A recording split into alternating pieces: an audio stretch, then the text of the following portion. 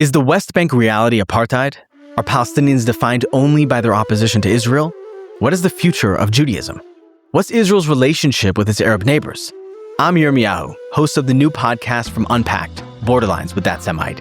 These are the kinds of questions that end friendships and dinner parties, the ones most people won't touch. On Borderlines with That Semite, I walk straight through the minefield. Every episode, I start on the street, asking regular people what they really think about the question everyone's arguing over. And then I sit down with an expert or insider who lives it, often someone who sees it completely differently than I do. And instead of scoring points, we actually talk. A Palestinian political leader, an Ethiopian Israeli scholar, a rabbi rethinking what Judaism is becoming. I bring strong convictions. So do they. We leave behind the talking points and have real conversations that most people are afraid to have. Come for the questions you've been scared to ask. Stay for the honest answers. Search Borderlines with That Semite on YouTube or wherever you're listening right now. New episodes weekly. Hey, I'm Noam Weissman, and this is Unpacking Israeli History, the podcast that takes a deep dive into some of the most intense, historically fascinating, and often misunderstood events and stories linked to Israeli history. This episode is sponsored by my good friends, Andrea and Larry Gill. Andrea and Larry are two of the most incredible leaders in the Jewish community, in the Jewish world, and I am so grateful to both of you and your family for being behind this episode and our work in general. Andrea and Larry, you are the best. If you want to sponsor an episode of Unpacking Israeli History, or if you just want to tell me what you had for dinner the other night, that's cool too. Hit me up at noam@unpacked.media. Before we start, as always, check us out on Instagram, on TikTok, on YouTube, all the exciting places. Just search Unpacking Israeli History and hit the follow or subscribe button. Also, yes, I have Instagram. It's like Noam L. Weissman _. If any of you know what L stands for, you get 3 points and a round trip ticket to Hawaii. I made that up. I'm not getting anything for you, but maybe you'll know what L stands for. Anyway, follow my Instagram for not just like the story of Israel, which I like talking about there also, but also other topics in the Jewish world and just sometimes what's going on in my life as I think about different things going on in the world. Okay, yalla, let's do this. אנו מכריזים בזאת על הקמת מדינה יהודית בארץ ישראל. היא מדינת ישראל. We, the people of Israel, are prepared and anxious to meet the representatives of our neighbors without any preconditions. There are people in Israel and elsewhere say it's impossible to make peace between the Arabs and Israel or the Jewish people. I think they are wrong. Sit back for a few minutes because I want to take you back 25 years to a beachside city, Durban, South Africa. For 9 days in late August and early September of 2001, Durban hosted the United Nations for what was supposed to be the great anti-racism conference of the new century. What it turned out to be instead, in the words of Tom Lantos, the only Holocaust survivor ever elected to the U.S. Congress, was, quote, the most sickening display of hate for Jews I have seen since the Nazi period. That's a serious sentence, said by a serious person who saw with his own eyes the actual Nazi period. What I want to do today is walk you through the Durban conference. What happened there, why it happened, what came before it, what came after it, and why a quarter of a century later, this conference, that probably few under 30 have even heard of, and even if you are over 30, you might have forgotten a lot about or don't remember. It's still shaping how millions of young people around the world today think about Jews, about Israel, about Zionism, about the Middle East. I'll tell you up front, this episode is about more than a conference. Buried inside the story of those 9 days in Durban is a much older and much deeper question. A question about how the Jewish people understand ourselves. A question about an ancient biblical verse that might be a blessing, but might also be a curse. We'll get there. But first, we start with Durban. Chapter 1, what was Zionism for? Let's back up. I want to ask you a question that not enough of us actually discuss in the Israel space. What is Zionism for? Like, what was the project of Zionism actually supposed to accomplish? There's something I have said 147 times minimum. There's no such thing as Zionism. Yes, my friend and frequent guest of the pod, Chaviv Retagor, and I have debated this many times, but he is not here to defend himself, so I can simply make the argument that there have always been Zionisms. We debate this. For Theodor Herzl, the founder of political Zionism, it was a kind of grand sociological solution. See, he looked at Europe at the end of the 19th century and he saw a civilization that was modernizing, that was talking the language of universal rights, that was supposedly leaving behind the old hatreds. And he saw, alongside all of that, an anti-Semitism that was getting worse, not better. The Dreyfus Affair, pogroms. In Vienna, where he lived, the mayor was a vicious anti-Semite named Karl Lueger, who would later inspire none other than Adolf Hitler. And Herzl reached a conclusion that was, in its own way, almost optimistic about humanity. He decided that the reason Jews were hated was that they were quote-unquote ghosts, meaning they were stateless, scattered, without a normal national existence. Once Jews had what every other people had, a state, a flag, a passport, once Jews became normal, the rest of the world would treat them normally. Anti-Semitism would dissolve. With Zionism, the Jewish problem would become, in Herzl's phrase, the Jewish solution. To Herzl, the goal of Zionism was to end anti-Semitism once and for all. For Herzl, the goal was simply to save Jews. Spoiler alert, Herzl's optimistic vision was touching, hopeful, and, as we are all about to see, tragically wrong. Because here's the thing about Zionism. It tried to solve two problems at once that were honestly kind of in tension with each other. Problem one, the Jews want to be exceptional. But I'm Jewish. Here's what we want to do. We want to fulfill the prophetic vision. We want to build a society that's a light unto the nations, that lives by the values of Judaism, that gathers in the exiles, that makes the desert bloom. We want to be different, meaning we want to be our own identity. We want to be ourselves. That's what we want. Problem two, we want to be like everyone else. We want a normal country, a normal liberal democracy with normal laws and normal diplomatic relations, a place where Jews can stop being weird, stateless, rootless wanderers. We want to take a seat at the family of nations and finally just be one of the gang. We Jewish people want the Jewish state to participate in Eurovision. Yes, our two-parter on that is awesome. And finally make the World Cup again. Nerd corner alert.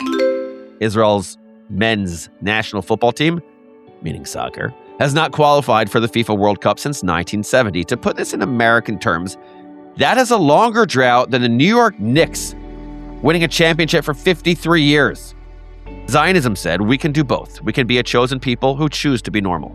Now, I know many people might quibble with what I just said. Maybe you'll agree. But that's a framing that I think could be helpful. And for a brief and beautiful window in the late 1940s and early 1950s, it almost looked like it was working. Israel was admitted to the United Nations by an overwhelming vote, 33-13, with 10 abstentions if you're keeping score. The Soviet Union and the United States both supported its creation. That's insane. Philosopher and rabbi Joseph Ber Soloveitchik, in his book Kol Dodito Fake, saw in that unlikely convergence something almost heaven-sent. A mysterious door opening as the world's rival powers, almost despite themselves, cleared a path for the return of Jewish sovereignty. That was like a 1 in a million chance of the two of them agreeing on anything, and they did. They did. Andrei Gromyko, the Soviet foreign minister of all people, gave a speech in 1947 in which he said the Jews had suffered indescribable losses in the war, meaning the Second World War, meaning the Holocaust, and were owed by basic human decency the chance at their own state. By the way, just editorial note, I don't agree that that's why the Jewish people deserve their own state, but I digress. But that's what he said. And for a moment, it looked like Herzl was right. Once the Jews became a normal nation, they would be treated like one. And then, very quickly, that window closed. Chapter 2, 1975. Yes, I just fast-forwarded a lot. But let's fast-forward to November 10th, 1975. The date matters. November 10th, 1938 was Kristallnacht, the Nazi pogrom that launched the Holocaust. On the 37th anniversary of that night, the UN General Assembly took up a draft resolution that declared Zionism to be a form of racism. Now, that resolution did not fall out of the sky. We've done a whole episode on this, link in the show notes, but very briefly, it was the product of three forces converging: Number one, the Soviet Union's Cold War propaganda campaign. Never underestimate the power of the pen. And this propaganda campaign recast Zionism as imperialism and racism after Israel aligned with the U.S. This matters to understanding today, by the way. If you don't know this, you don't know today. Number two, the politics of decolonization as newly independent African and Asian states entered the UN, and the Palestine Liberation Organization, the PLO, successfully repackaged the Palestinian cause as an anti-colonial liberation struggle. And number three, the aftermath of the Yom Kippur War, which was in 1973, when the Arab oil embargo gave much of the world a powerful incentive to stay on the right side of the Arab bloc. Soviet propaganda, decolonization politics, and oil pressure. Put those three together, and by November of 1975, the General Assembly was ready to do something the founders of the United Nations would never have dreamed of: declare Zionism a form of racism. Which brings us to the chamber on the East River on a cold autumn evening, and the Israeli ambassador who walked up to the rostrum, I don't know which one it is. This is an example of a word that I have read year over year, but I've never said out loud. So now you're hearing me say it for the first time, rostrum or rostrum. You know, you'll vote, you'll give me your answer. But anyway, they walked up to the rostrum to face that declaration down. His name was Chaim Herzog, and he would later become the 6th president of Israel. Nerd corner alert. Also father of Isaac Bougie Herzog, current president of Israel as of 2026. And by the way, also the son of the former chief rabbi of Israel, Rabbi Herzog. Pretty cool. And what he did in the next few minutes is, in my opinion, one of the great moments of moral oratory in the entire history of the United Nations. Herzog began with the date. It is symbolic that this debate, which may well prove to be a turning point in the fortunes of the United Nations and a decisive factor as to the possible continued existence of this organization, should take place on November 10th. Tonight, 37 years ago, has gone down in history as Kristallnacht. He went on.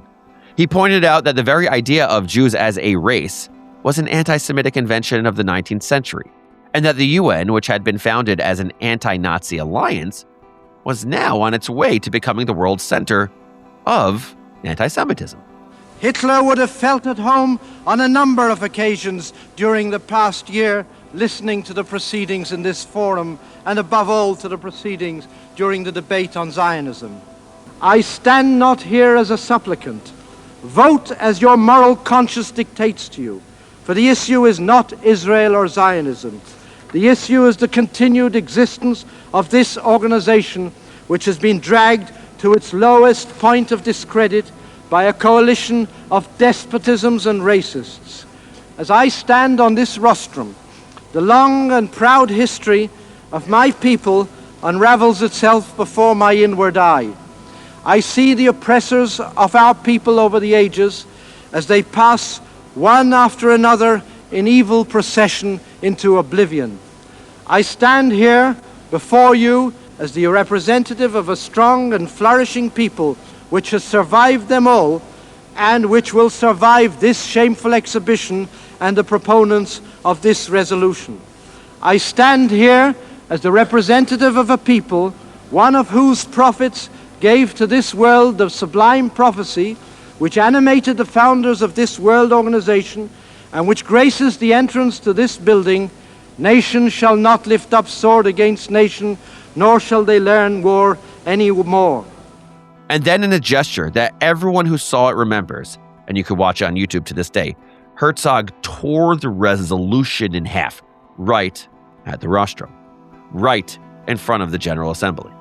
For us, the Jewish people, this resolution, based on hatred, falsehood, and arrogance, is devoid of any moral or legal value. For us, the Jewish people, this is no more than a piece of paper, and we shall treat it as such. Just before the vote, Daniel Patrick Moynihan, the American ambassador to the UN, gave an equally rousing speech condemning the resolution.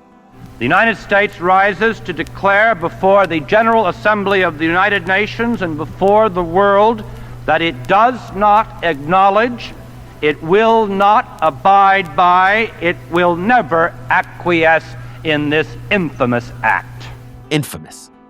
He used the word on purpose. He knew that Franklin Roosevelt had used it after Pearl Harbor when he called December 7th, 1941, a date which will live in infamy. A great evil has been loosed upon the world. The abomination of anti-Semitism, as this year's Nobel Peace Laureate Andrei Sakharov observed in Moscow just a few days ago, the abomination of anti-Semitism has been given the appearance of international sanction. The General Assembly today grants symbolic amnesty and more to the murderers of the 6 million European Jews. Fighting words. Truly extraordinary oratory. So powerful. Sadly, it was not enough. The die was cast, as they say. The resolution equating Zionism with racism passed comfortably.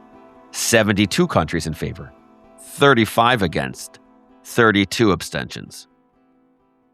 That was 1975. And the infamous act stayed on the books for 16 years. So in the 70s and 80s, the official position of the United Nations was that the Jewish people's national liberation movement, returning to the land of Israel, demonstrating sovereignty and autonomy, was a form of racism.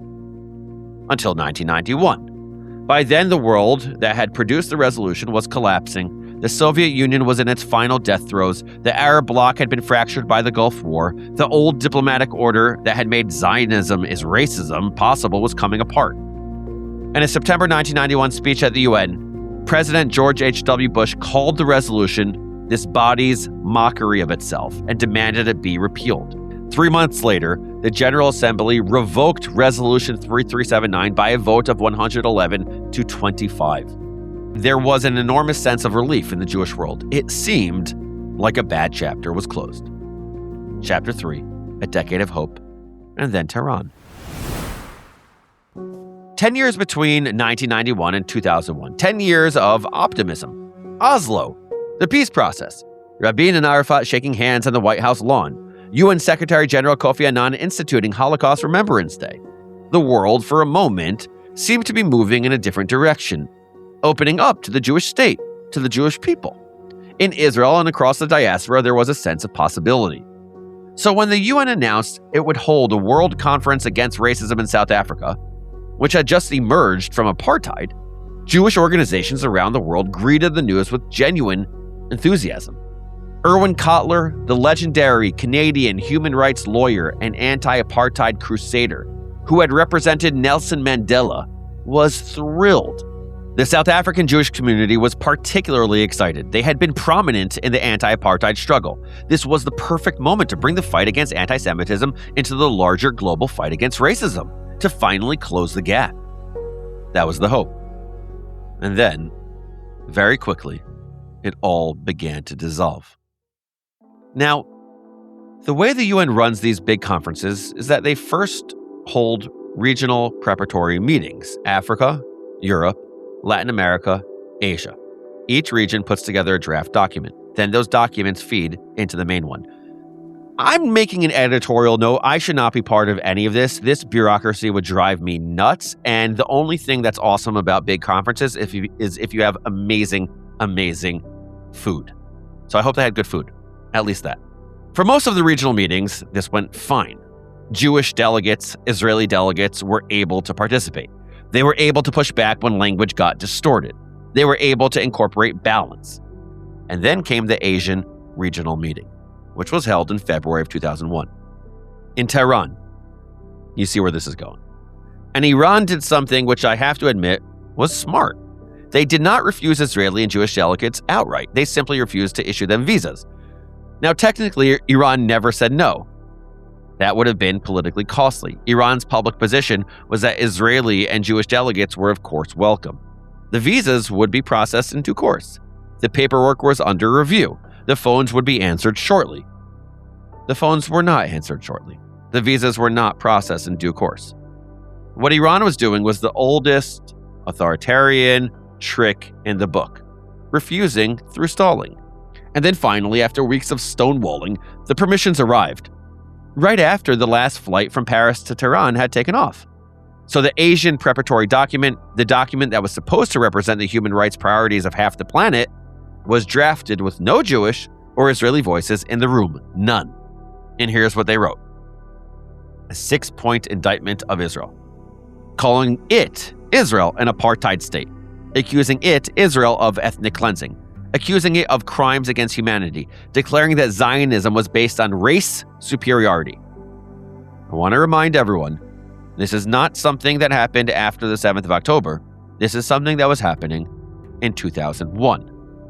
That document then became the template for everything that came next.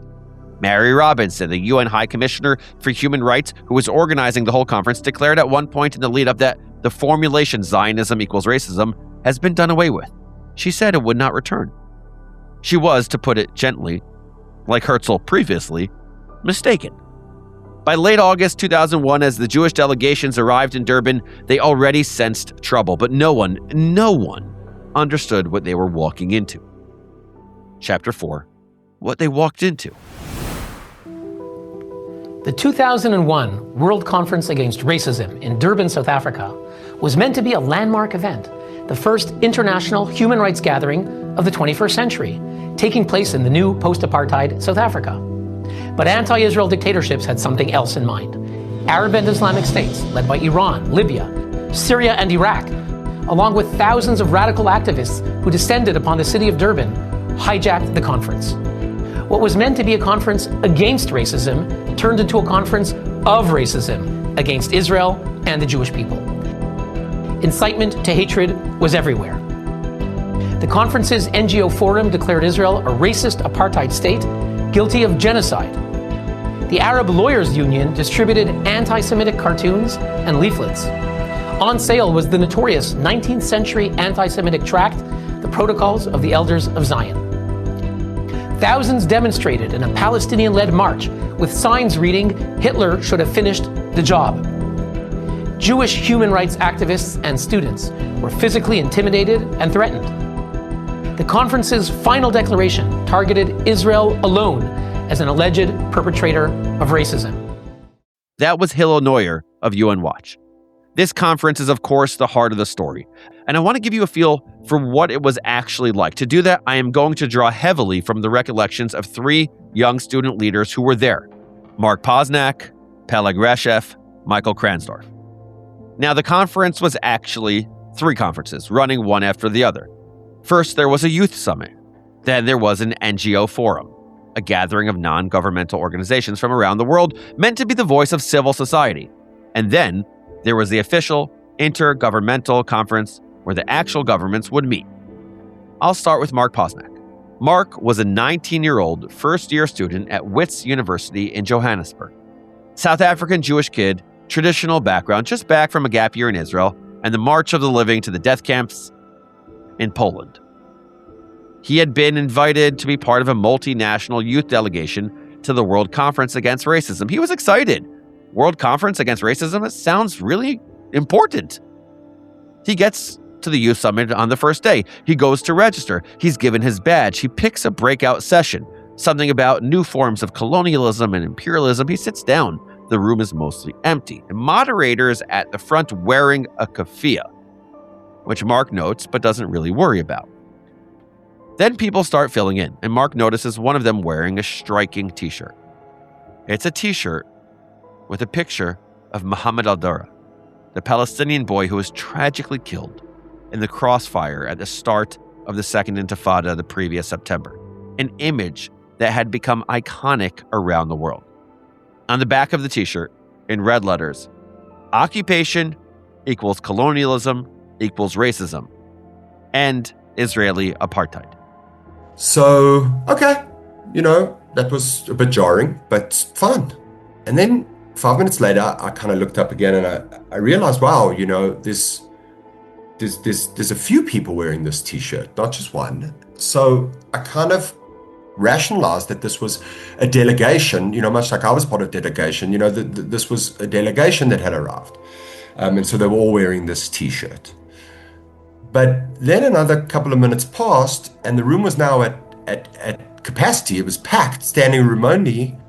And I realized that the vast majority of people are now wearing this T-shirt, So I was now alarmed, and I was on guard, let's say, because again, I wasn't expecting this, this wasn't really what I signed up for. The session opens. The agenda. First on the list, Vieques, the island in the Caribbean used for American military bombing practice. Heartbreaking presentation. A few minutes, a perfunctory vote. We, the youth of the world, stand with Vieques, etc., etc. Everyone in favor, no one against, done. Next on the list, the Aboriginal people of Western Australia. Heartbreaking presentation. A few minutes, another perfunctory vote. We, the youth of the world, stand with the Aborigines. Everyone in favor, no one against, done. Beautiful, right? Young people from everywhere standing with the maligned and the marginalized and the oppressed, saying their pain is our pain. And then Israel lands on the agenda. And Mark says everything changed. I can't explain to you, like the mood shifted. Almost like subliminally, the other two were like the curtain raiser. Nobody was really paying attention. And now this was the main event. And we were gonna deal with this issue. We were gonna ruminate. This wasn't gonna be a cookie cutter, statement or resolution in favor of or against something.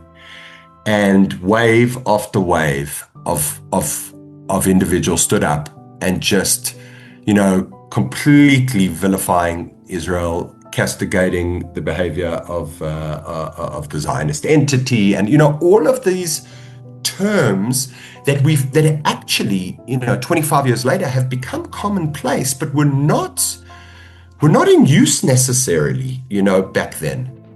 Mark sat there for about half an hour, listening to a parade of speakers stand up one after another and describe Israel as a colonial settler entity, an apartheid state, the Nazis reborn, a country that should not exist. He was 19. He had no idea what to say. He knew without question that he was the only Jew in the room. After 30 minutes of this, he couldn't anymore. He got up. He walked out. And what he encountered when he stepped back into the hotel lobby was the moment that changed his life. In the time that I'd registered and gone into the room to the time that I'd come out, the entire foyer of this hotel had been transformed from what I had seen, which was the reg desk, to like a shuk or a carnival of hatred, like a bazaar, and it was a cacophony of noise. Just people shouting and screaming and handing out this now ubiquitous Mohammed al-Dura shirt and tearing images, of the Israeli flag and handing out the protocols of the Elders of Zion. And it was bananas. And through this chaos, while I'm still trying to figure out what I'm going to do here, because I'm feeling the most alone I've ever felt in my whole life and ever have, and since. I've never felt that again. I hear Hebrew. So my Hebrew is not amazing, but it's good enough for me to locate it and to understand. I see a man arguing with a woman, and they're in a really heated discussion. And I know enough to understand that this guy, who's not much older than me, but this guy, he's on my team. And this girl, she's like 100% not on my team. Anyway, they finish arguing, and he starts to like storm off and walk away. So I ran up to him, and at this point, I'm on the verge of tears, and I'm shaking, and I don't know what to say to him. And the only thing that comes to me is, Achi, ani Yehudi. Brother, I'm a Jew. The young Israeli man's name was Peleg Reshev. He was the president of the World Union of Jewish Students. And that was actually the first time that I met Mark. You mentioned Mark Posniak, who is a great guy and a good friend, and that was, we walked in, and then I see someone. I think I don't know if he's going to deny that, but I think he was a bit frightened. And so Peleg put his arm around Mark and he walked him into the very small, very young, very outgunned Jewish caucus. 25 years later, Mark told us exactly what that moment meant to him. It was a seminal moment for me in my life. Standing kind of alone in the foyer of a hotel room, of a lobby, I kind of understood and digested after the fact that, like, as long as there's another Jew there, like, you're not alone, and kind of I needed to find a way in my life to ensure that I could be that Peleg in the lobby, in my life in some way, for the next Mark who felt alone.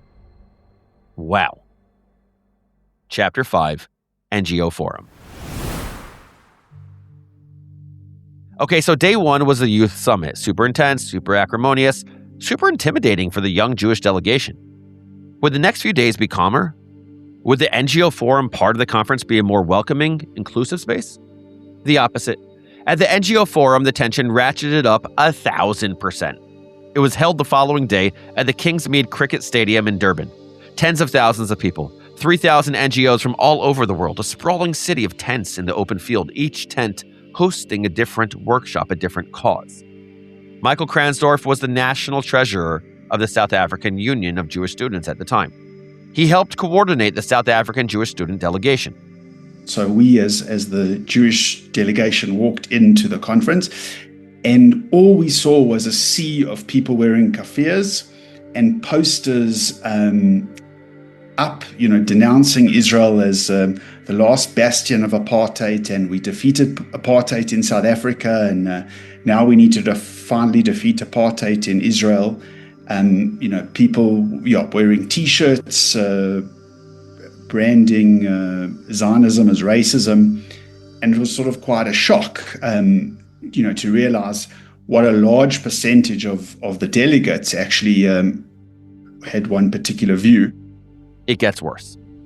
The conference venue was plastered with posters of Jews with hooked noses, really out of Nazi magazines, controlling the world, and it was just a crazy, crazy experience. The Protocols of the Elders of Zion was literally on sale, by the Arab Lawyers Union table at the conference. You could literally go up and buy a copy of one of the most classic anti-Semitic forgeries.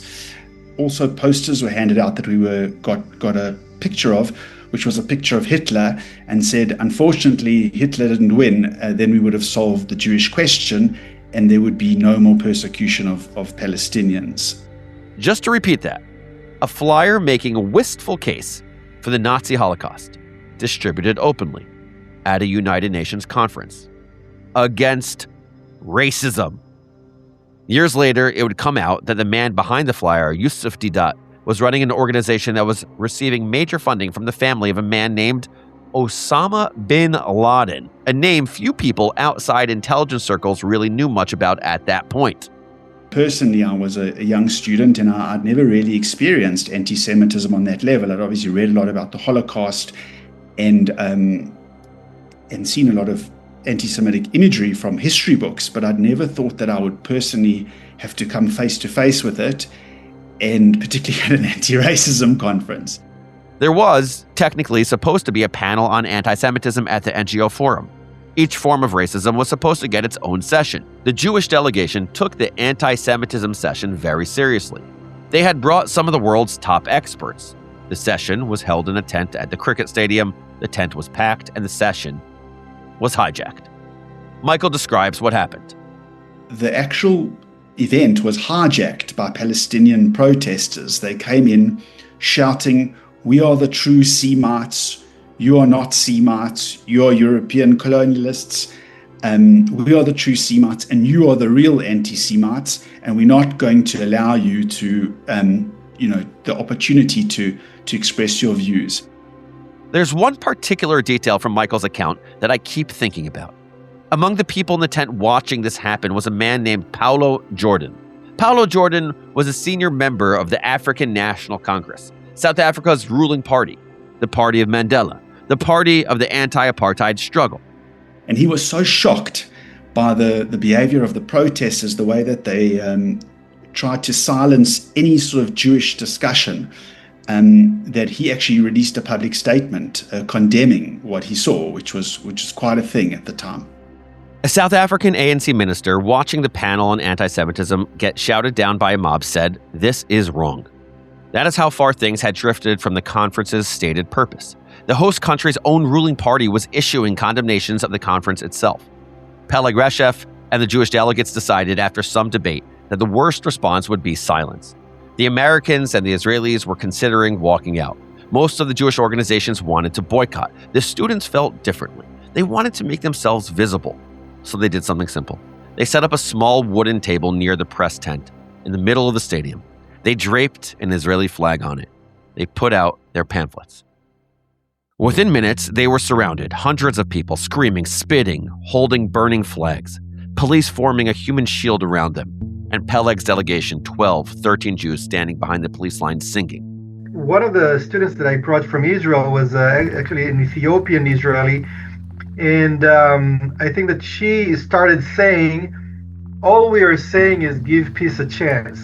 We are a small delegation of, just about 10 people, maybe less, us, and then hundreds of people are all around us, and then the police are standing between us, and we are starting to sing, all we are saying is give peace a chance. The group also started handing out white flowers to people who were calling them murderers. Here's Mark. We handed out flowers for peace. So we made these signs, and it's flowers for peace, and we singing salam. I'll never forget this. I handed a flower to a Muslim woman wearing a head covering, and I said, here's a flower for peace. And she spat at me and said, your flowers are dripping in the blood of Palestinian children. And what struck me was the real, genuine hatred in her eyes. She hated me. She didn't know me. She'd never met me. And she hated me, not for who I was, but what I was. And that was very, very, very frightening. That image, the images of those 12 students standing alone in a stadium of tens of thousands, singing peace songs and handing out flowers while being assaulted, went out to international news media. CNN, the wire services, the world saw it. Now I want to flag one more thing. Mark said one more thing that really stuck with me. He said that on day one, the conversation was technically about Israel, Israel's policies, Israel's behavior, Israel's military, Israel's settlements. By day two, by day three, it was no longer about Israel. It was about Jews. And he gave one striking example. He was having a conversation with somebody, genuinely engaged conversation. And another participant walked up to his conversation partner and said, "Why are you talking to him? Don't you know he's Jewish?" Not, don't you know he's a Zionist, right? That's the thing now. It's Zionist, not Jew. Not, don't you know he supports the IDF? Not, don't you know he's a supporter of Israeli government policy? Don't you know he's a Jew? And the man Mark had been talking to looked at his friend and said, "Oh, I'm sorry, I had no idea," and walked away. Mark said that moment is what he keeps coming back to when people ask him 25 years later where the line is between criticism of Israel and anti-Semitism. Because the answer is there is a line. There is plenty of legitimate criticism of Israeli policy. It's almost trite to say that at this point, but the line was crossed, an obvious line was crossed at Durban in plain sight, and the crowd moved across it without flinching. Within 72 hours, the conversation was no longer about Israel and was now about Jews. Chapter 6, The Walkout. By Saturday, September 1st, the NGO Forum was wrapping up its declaration, the official document, the paper that would be handed to the governments of the world. The procedure was a mess. There were 43 caucuses. Each was supposed to be able to insert language defining its own form of discrimination. So the Jewish caucus, 58 people, finally gathered together, proposed a paragraph on anti-Semitism, a real one, acknowledging the worldwide spike in violence against Jews since the start of the Second Intifada, naming anti-Zionism as a vehicle for anti-Semitism. So this was put to a vote. 42 delegations in favor of including the Jewish paragraph, a total of 3. The Jewish caucus, the Roma caucus, the Central European caucus. Against, 39. That was the moment the Jewish delegation knew it was time to leave. They got up, the Israeli flag stayed on the table, they walked out, 58 Jews, with the crowd jeering them, shouting, threatening. Michael describes the police forming a human barrier and telling them, walk fast, do not wait for the bus, keep moving. Jewish delegates at a UN conference against racism in post-apartheid South Africa, being escorted off the premises by police because the police could not guarantee their physical safety. The Jewish caucus had a final chant of its own. They had one word. They repeated it over and over again as they walked out. Shame, shame, shame, shame. And behind them, the crowd chanted back, free, free Palestine. The final NGO declaration was drafted that night, in part by people who, according to members of the Israeli delegation, physically intimidated the drafting committee until they fled the room. It called Israel a racist nation, accused it of war crimes and acts of genocide, demanded the application of all measures used against apartheid South Africa, including embargoes, and called for the resurrection of the 1975 General Assembly resolution declaring Zionism to be a form of racism. Mary Robinson the same, and Mary Robinson who had assured everyone that this idea of Zionism being synonymous with racism would not be brought back, refused to recommend the document to the governments. For the first time in UN history, she knew it was too far gone. But the document existed, it was published, it was circulated, and the script was written. And I do mean the script. The phrase Israel is an apartheid state, the framing of Zionism as racism, the application of South Africa-style sanctions to Israel, the beginnings of what would become the BDS, boycott, divest, sanction movement 3 years later. All of it traces back to those 9 days in Durban under the supervision of 3,600 NGOs. The narrative we're all living inside in 2026 was finalized on a Saturday night in 2001. Which brings me to one more voice I want you to hear. Anne Bayevsky. Now, the students I've been quoting, Mark, Peleg, Michael, they were kids. They entered Durban with no idea what they were walking into, and honestly, you would forgive them for being blindsided. And Bayevsky is a different story. Bayevsky is a human rights lawyer who had been working in the UN system for years. She knew who sat on which committee and which delegations could be trusted and which ones were going to make trouble. If there was anyone at Durban who should have seen it coming, it was Anne. She did not see it coming. Here's an excerpt from a speech she gave in the aftermath. I went to the first Durban conference in order to confront racism, in order to help end the scourge of anti-Semitism. Representing the International Association of Jewish Lawyers and Jurists, I found myself in the middle of a storm created by a lethal combination of political actors opposed to rights, like Yasser Arafat and Fidel Castro, human rights activists who had come to plead their own cases, and diplomats for whom support of any United Nations gathering was an end in itself.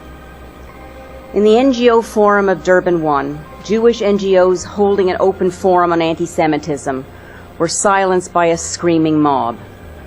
The Jewish Community Center, where we met each day, was shut down because of threats of violent protesters. The world's NGOs adopted a declaration saying that Zionism, the self-determination of the Jewish people, was racism. And then the moral indictment of the entire NGO sector that was supposed to be on the right side of this. And perhaps most distressing of all, the world's leading human rights NGOs, Amnesty International, Human Rights Watch, the International Lawyers Committee for Human Rights, now called Human Rights First, decided to abstain exactly when it mattered most to stand up and be counted. The most prestigious human rights organizations in the world were in that room. They watched what happened. They saw the protocols on sale. They saw the Hitler pamphlets. They saw the panel on anti-Semitism get hijacked. They saw the Jewish caucus walk out under police escort. And when the moment came to vote on whether the final declaration should include a paragraph that called anti-Zionism a form of anti-Semitism, they abstained. This is, more than anything else, the inheritance of Durban that still shapes the world we live in today. The big human rights NGOs, who should have been the natural allies of the Jewish delegates, took a pass. And those NGOs are today the institutions that produce the reports that shape the campus discourse, the UN resolutions, the language of international law. Their failure to stand up at Durban set the trajectory of every conversation that has followed. The governmental conference began the very next day. It lasted about 24 hours before the Americans had seen enough. On September 3rd, 2001, Tom Lantos led the American delegation in a formal walkout from the Intergovernmental Conference. Israel walked out with them. A handful of other nations followed. And Lantos, the Holocaust survivor, walking out, told the journalists who asked him why, "This is the most sickening display of hate for Jews I have seen since the Nazi period." Chapter 7, The Gaslight. I want to pause here because I want to say something slightly dramatic, but also critical. Durban was, at its heart, gaslighting on a global scale. What is gaslighting? The term is cliched and overused, often incorrectly. But let me explain what I understand as gaslighting. It's the rhetorical trick where you do something terrible to someone and then you tell them that what just happened wasn't what they think it was, that their experience was wrong, it's totally wrong, that their perception is faulty, that what really happened was that they did something to you. The Jewish delegates flew to Durban for a world conference against racism. They went in expecting to be partners. They went in expecting to fight racism. And then over the course of 9 days, they were told repeatedly, loudly, that they were not partners in the fight against racism. They were the racists, that their state was an apartheid state, that their movement was a form of Nazism, that their religion was a curse, that their flag was stained with blood. And the most disturbing part of it all is that this was the language of human rights, the language of anti-racism, the language of decolonization, the language Jewish thinkers, Jewish activists, Jewish writers had spent the entire 20th century helping to build. It was our own language, turned around, pointed at us. And the message underneath it all, the thing the conference said to the Jewish people without ever quite saying it out loud, was this: you are alone. And whatever loneliness you feel in this stadium, you brought it on yourselves. Hold on to that word, alone, because we're going to come back to it. Chapter 8, The Aftermath. I want to give you 3 quick beats on what came next. Beat 1, the conference ended on September 9th, 2001. Mary Robinson refused to recommend the final document. The world media barely noticed because 2 days later, 2 planes hit the World Trade Center in New York, and the world was reordered. Irwin Cotler, Canadian Jewish lawyer, future justice minister, flew home from Durban via Montreal. He landed on September 10th. He woke up the next morning to images of the towers on fire. He picked up the phone, called a colleague, and the colleague said something to him that he has never forgotten. 9/11 was the Kristallnacht of terror. Durban was the Mein Kampf. I could not but think of the hate-mongering and intolerance that had been legitimized under UN auspices, the feigned grievances against America and freedom that had coursed through the streets of Durban and had been promoted onto the global stage. It wasn't hard to connect the dots between hate and violence, but it is a responsibility that the United Nations has never been forced to acknowledge or confront. Anne Bayevsky, the human rights lawyer who had been at Durban, was at Columbia University when the towers came down. The links between Durban and 9/11 were not literal. Durban obviously did not cause 9/11, but they were ideological, the same hatred, the same backing band, even the same money. As we mentioned, some of the funding towards the Hitler pamphlets came from the Bin Laden network.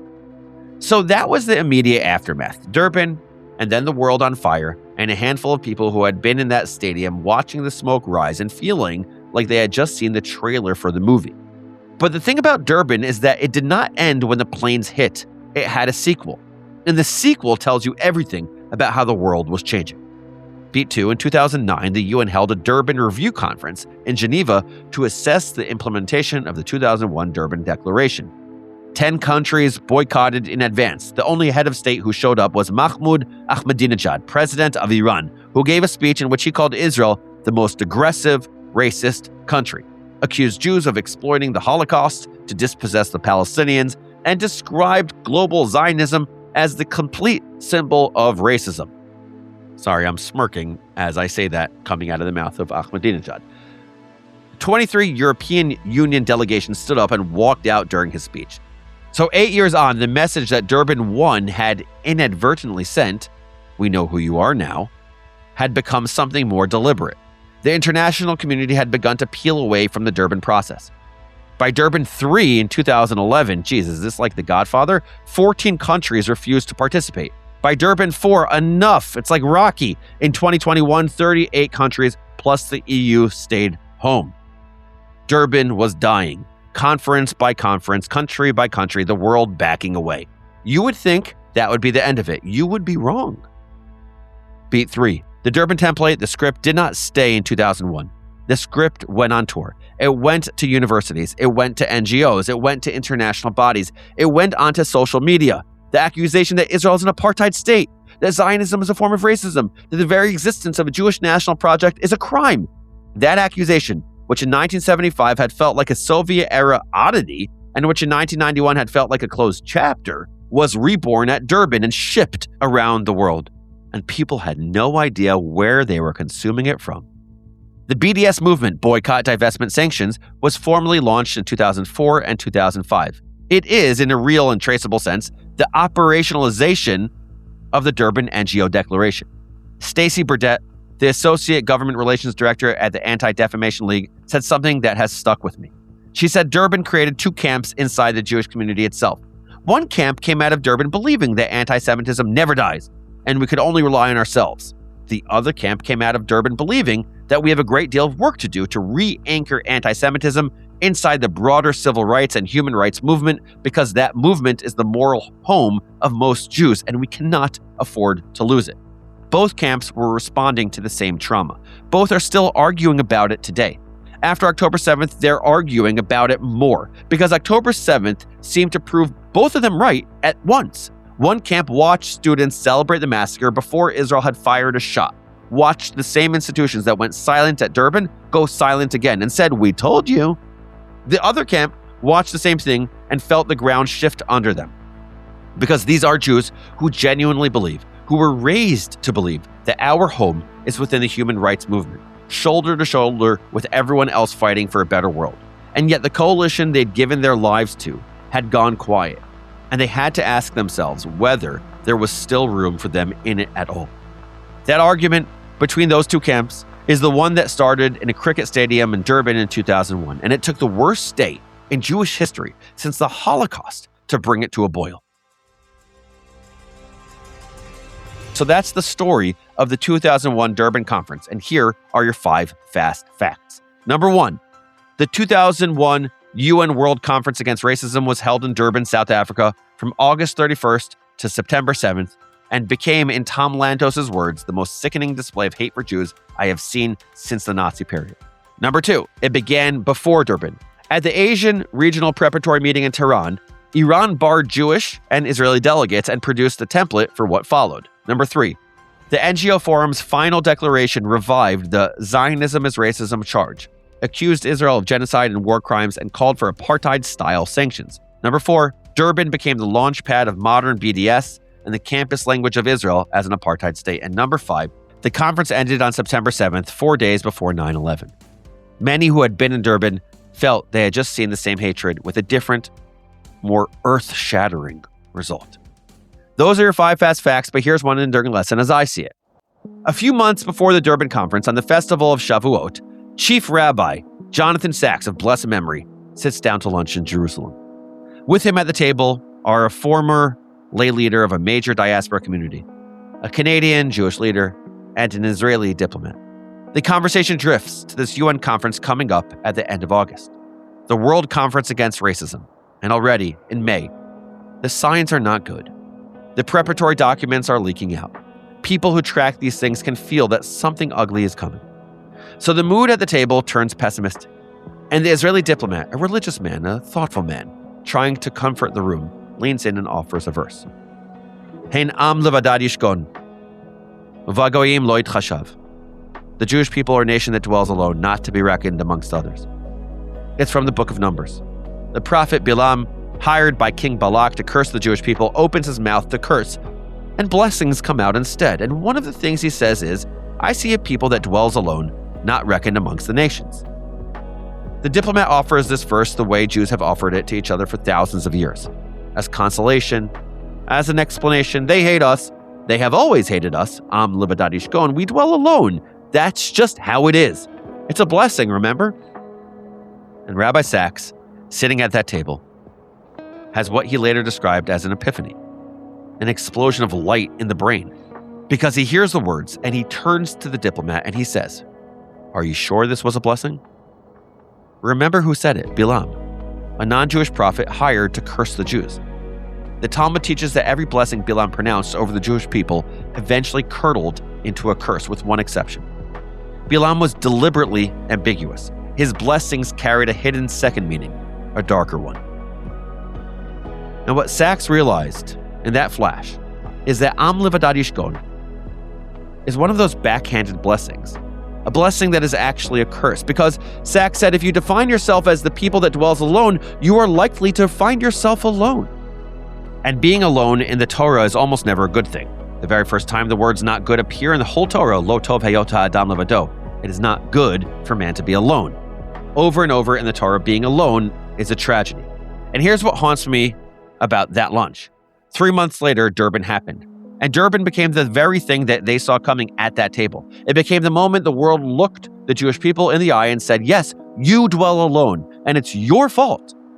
So after the conference, Rabbi Sacks sat down and wrote what I think of as one of the most important essays of the entire 21st century Jewish condition.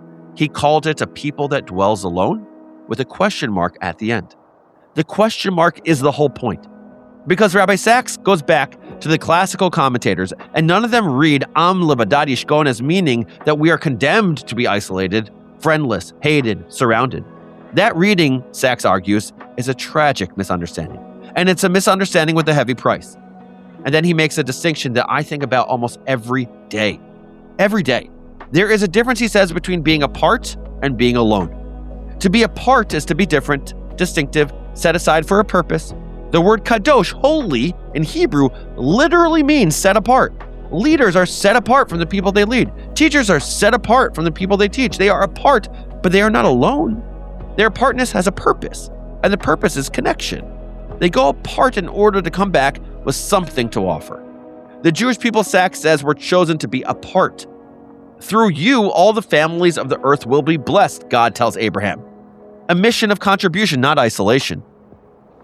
Abraham was different from his neighbors, sure, but he argued for them. He prayed for them. He was apart and he was not alone. What the world tried to tell us at Durban is that we are not just apart, we the Jewish people, but we are alone. That our particularity is a wall. That our existence is a problem, that we have nothing to offer.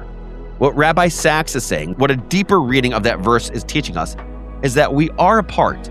Our particularity is a gift. Our existence is a contribution. Our story holds inside it the building blocks of how every human being might live.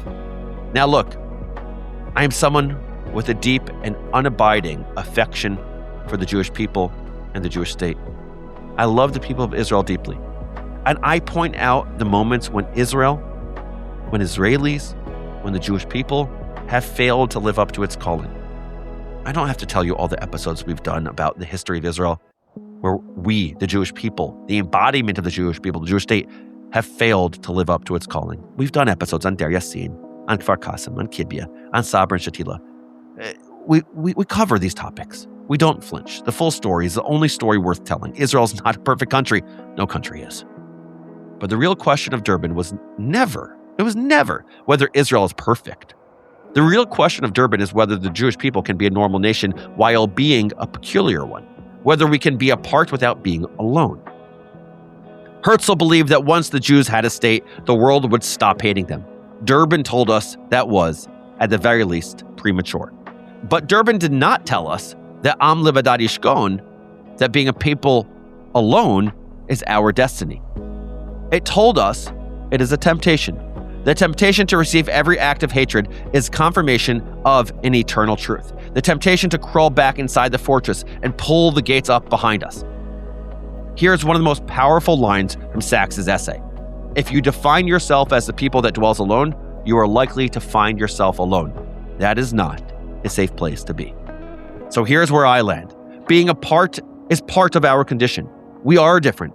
We have been different for thousands of years. We will be different tomorrow. There's no escaping it, and there's no point trying. Why should we? But being alone is a choice. It's an interpretation, a bet about the meaning of the verse. And I keep thinking about two 19-year-olds who made the other bet. Remember Mark Posnack, the kid on the verge of tears in that hotel lobby surrounded by people who hated him, who heard Hebrew across the room spoken by Peleg Reshef? Mark walked toward that Hebrew and said the only thing he could think of, Achi, ani Yehudi, brother, I'm a Jew. Two young men in the middle of the most hostile room either of them had ever stood in, who found each other and decided they were apart together. The next day they walked into that stadium with a dozen other Jews and an Israeli flag, and they sang songs of peace to a crowd that wanted them gone.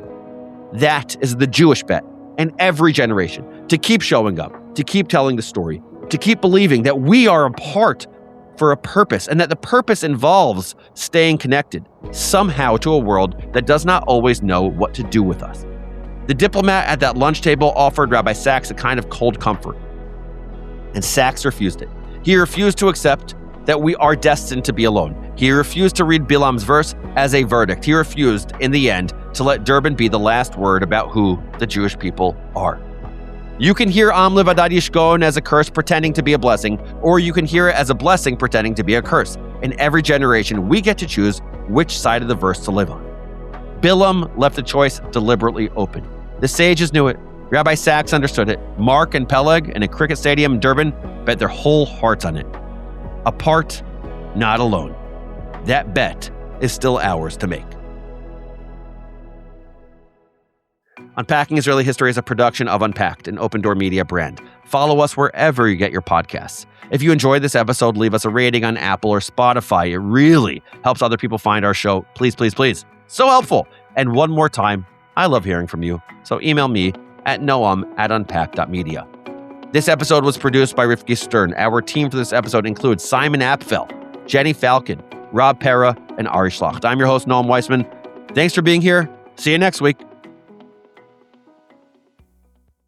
Is the West Bank reality apartheid? Are Palestinians defined only by their opposition to Israel?